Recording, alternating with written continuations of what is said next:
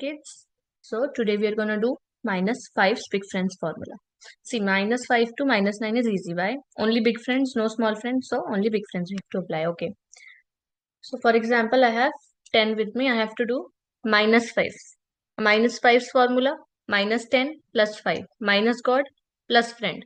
Minus God plus friend. Answer is 5. Okay. I have 11 with me. Minus 5, minus 10 plus 5. Everything is same. I have 14 with me. I have to do minus 5, minus 10 plus 5. Okay.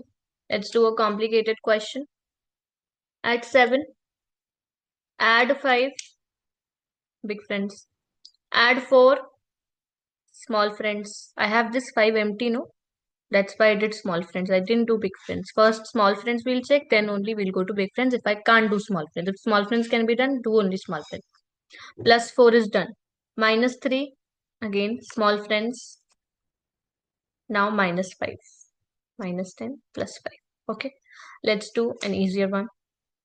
At 7, at 2, less 8, at 10, less 5. Less 10 at 5. Okay. Okay. In the next video, we are going to do minus 6 formula. Big friends. Okay. See you. Bye bye.